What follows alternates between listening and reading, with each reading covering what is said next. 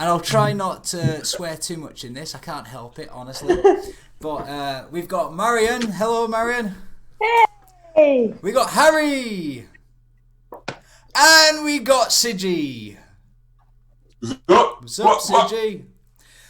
Yeah, so what we could do is we could discuss the coronavirus.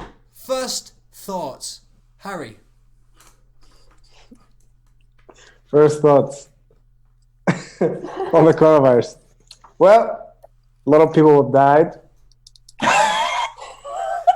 Have they though? It's all been a lie. They've just been asleep and then they've been shot. Execution style. Yeah. All right, well, I tell you what, one thing is there's so much bullshit in the media at the moment in terms of, and when I say bullshit, I mean a lot of, everything's negative. Everything's talking about, you don't see the positive stories. All you see are people fighting over toilet roll and making people think that this is how we act. Everybody's acting. Everybody's fighting each other and everybody's scared and in fear. When that is not the case at all. I view more people in my community helping each other out, making sacrifices for one another, being kind and compassionate with one another. Yeah. I think that is the kind of thing that we should be focusing on, because ultimately people are getting enough fear mongering from the media and all the negative stuff about this virus, when I think actually let's get a bit of perspective here. People are still connecting, people are still loving one another, people are still sharing and being open with one another, and I think that's what we could do. So with that in mind, everybody knows all about the numbers and the deaths and all this, but I want to know, how are you going to spread a little bit of love and positivity in these times of crises? Yeah, that's it. You can speak. Yeah, okay. I'll speak from Switzerland. Yeah. So actually here, well, for example, yesterday we with Harry we went to a pharmacy to offer a help to see if we can help to deliver any medicines or things like that. So I'm sure like everyone can volunteer in any place where they need help. And actually there's a lot of people who do. If you look, there's a lot of Facebook groups, a lot of places where you can help to offer your help to do the groceries. Yeah, I say the word help all the time. To do the groceries, for example, for people at risk, or deliver medicines, help anywhere where there is needs. And I see a lot of young people who want to do that, and that's great. And I want to do that as well. So I just arrived in Switzerland a few days ago, so I'm a bit lost and new in that coronavirus thing. Well, I followed everything in the media, so yeah, I mean, even in the middle of the jungle, you're really into it. So yeah. But yeah, I think there's a lot of possibilities to help, and there's a lot of people who want to help, and there's a lot of people who want to be helped. So just like get in the loop if you want to help. I think that's good. Brilliant. I totally agree with you there. It's interesting that you were all the way in the jungle and yet you were still aware of it, still affected by it. And I suppose this is kind of a crazy experience for you, coming back from that into this, where you'd expect to be more civilized and yet we're on lockdown. Are things in Switzerland, have they closed the borders? Have they locked down things? Are you allowed to go to the shops or anything?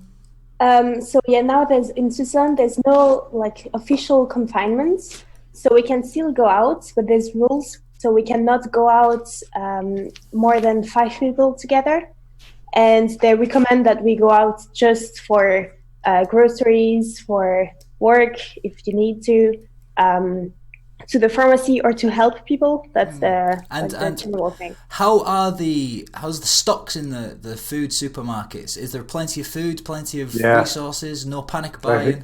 Here, well, maybe I think there might have been a panic buy right at the beginning, but I think then everything just calmed down. I remember it's too expensive for people to panic buy. Yeah, I think here people don't stocking toilet paper. And they're stocking your supply of toilet paper. I saw a lot of pictures of like the pasta stocks being. Yeah, so I think at the beginning, like stuff that could have been like pasta or conserve. A lot of people kind of stocked on that, but I think the panic buying has decreased a bit as people have realized the reality of the situation. Unlike Scotland, where apparently it's getting worse. Is it? Well, one thing that I kind of think the stores are doing, the supermarkets, is ultimately the most vulnerable people need our help the most, like older people, people with disabilities, people that don't have, and poor people. I mean, not everybody has money that they can just stockpile for the next 6 weeks, or 12 weeks or whatever. People are living day to day, week to week, and so these are the people that are suffering the most, people that are going to get their pint of milk and their loaf of bread, and it's all gone. People are taking it all up. People that can only buy 4 toilet rolls at a time, they're going in and there's nothing there for them. So I think on one hand, I think the media has really pushed the fear, and I think it's a natural impulse to stockpile, buy things all at once, because you don't know where the next lot of food or the next lot of toilet rolls coming from, when you're going to get that. But people are doing it to the point of insanity, in the sense that the toilet roll that they're buying would last a family of 4 for at least 2 years. Why are you buying that much toilet roll? Yeah. It doesn't make sense, I think this is a conspiracy. I honestly think there's a conspiracy here. I think this coronavirus has been invented by the toilet paper companies, Andrex, and all those kind of people, Cushell. I think they're in something here. I think they're making a fortune. No, but seriously, I think what we got to do, and maybe Siji, you're the man who has come up with so many great ideas with connecting people in the past with your VR company, and I think this is kind of where we're heading towards. We're going to be heading towards connection using digital means, like what we're doing now. Do you think that there's scope for you using VR or doing something digitally to help connect people even further? And the short answer, yes, definitely. And I think this is where the long answer. The long answer. Like for example, I'm doing teaching online because I can't do it face to face now because the school, the colleges have shut and all the schools are shut as well. So I'm thinking, right, okay, how can I help people? And that's by teaching them online, offering free education online to people who've been affected by not being able to go to school, because I think education is important, and I think a lot of children are going to miss out on their education, especially in the next few weeks, because the schools are being shut, and I think that's incredibly important for them. So I'm thinking of different ways that maybe I could help, but I also think that ultimately we got to keep safe, right? Do you think this self-isolation thing, keeping away from people, is a good thing overall, or do you think this is going to have negative consequences? I mean, obviously, I think in every situation, there's never just there's never just positive or negatives. I think it's both. The positives of reducing the spread of the virus, but I think in the long run, depending how long this lasts, I think it definitely will have negative effects. Well, especially the mental health of people, and also in the worst case scenario, this lasts for a year or something, and you might start to see difference in behaviors of people and how they interact and how and how people create humor from just the screen. So, what I'd like to see is us come up with creative ideas of how to connect to people, because I think connection is vital, especially in these times where being isolated and being quarantined is becoming normalized, or it will be. So how do we connect with people that we would normally see, we don't normally Skype with, or we don't normally talk to over WhatsApp, etc. Is there any scope that we can do more to help this? Maybe set up a community on Facebook or something like this? Virtual bar. A virtual bar, brilliant, yeah, something like that. Yeah. Siji, any input on the virtual bar? Virtual bar? Drinking in VR, is that cool? I don't think.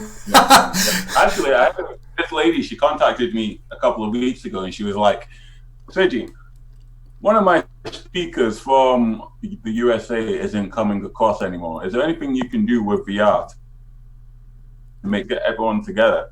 But yeah, he's not going to be here. And I was like, no, there's nothing we could do. But then I had to think, and then I called her the next day, and I was like, actually, there is something we could do. You guys could all put on a headset, and you could meet in a virtual room after he gives the speech. Brilliant so idea. There's plenty of possibilities with virtual reality. That's brilliant. How about a virtual party? I think, did you not say something about that last time? Having like a virtual party where... Oh, yeah, virtual disco. A virtual disco, yeah. Everyone logs in. Virtual silent disco. A virtual, yeah. Spotify music, and then we just disco in our own homes. I think that's brilliant. Yeah. Yeah. I think that's a great idea. You could do something like that.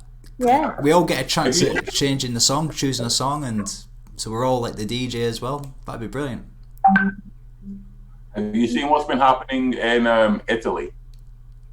No, what's been Have you happening? seen the Facebook video? Is this where they're the singing on balcony. the Yeah, Marion's got it. Yeah. That shit's cool. Yeah. Yeah. Weren't they supposed to be doing something in Scotland about like singing Flower of Scotland? I never heard anybody. But they were meant to do it. Scotland. That would be impressive. Yeah, I think everybody was meant to sing Flower of Scotland out their windows at 8 o'clock last night, but I never heard anybody, so maybe there was just one. You have to start. You have to be the one to start, Yeah. and then people will follow. Yeah. Yeah, but nobody wants to be the one that does it on their own. Well, It's that person. See, that's the thing. It's the person that starts things off, you know. And then it's the person that starts things off, and it's the person that joins that person. And when you've got two people, then people feel more compelled to join in, you know. Yeah, So that's like so the two hardest things. First of all, it's the person that starts something, and then it's the person that joins them. The first person to join them. yeah. And then after that, it's like people.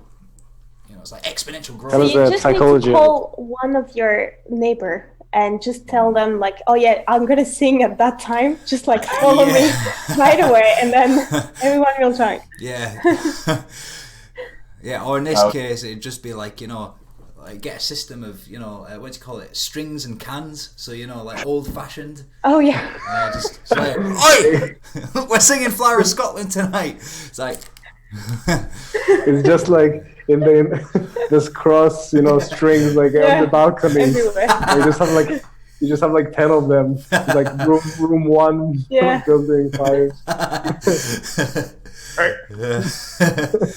Yeah, and I'm specifically meaning for old people, because I live with a lot of old people and they're not very technologically advanced, but we still got to, you know, communicate with them. So I'm thinking maybe WhatsApp and Zoom and Skype. Maybe that's just a bit too far. So yeah, that could. We'll start off with the string and the. We'll start off with the string and and then the cans.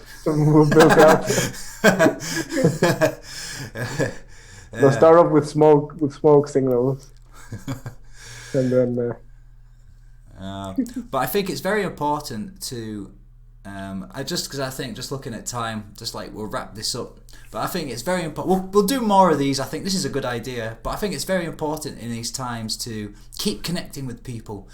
Yeah. Keep checking in that people are okay, especially the vulnerable and the people that we love, especially like the older people. You know, keep checking in with them.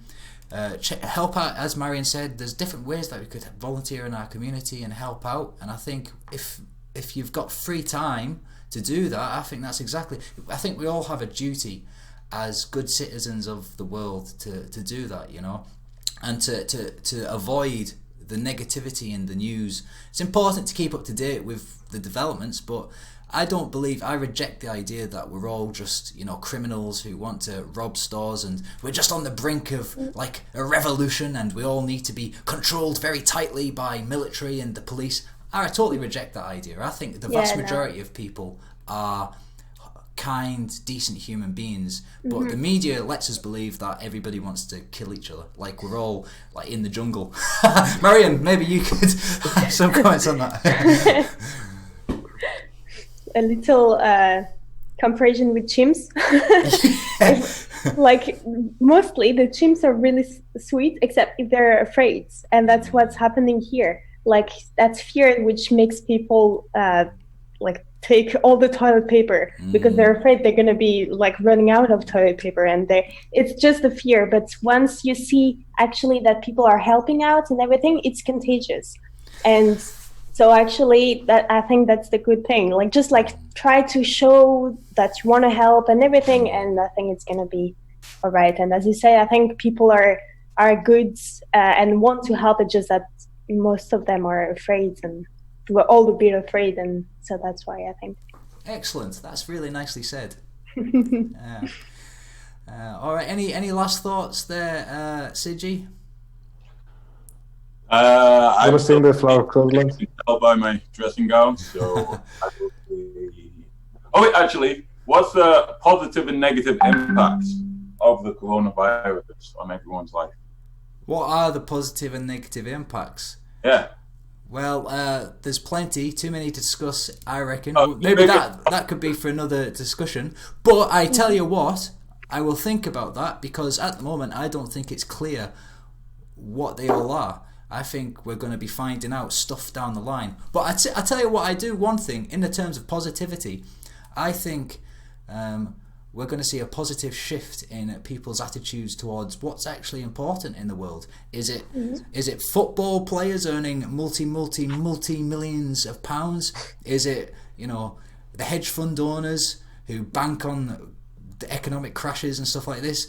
Is it rock stars? Is it celebrities who play acoustic sets in their living room saying, oh, how hard their life is in their mansion that they have to be quarantined? No, fuck those people. It's the doctors, it's the teachers, it's the nurses, it's the scientists, it's the people that are actually doing good work in our life.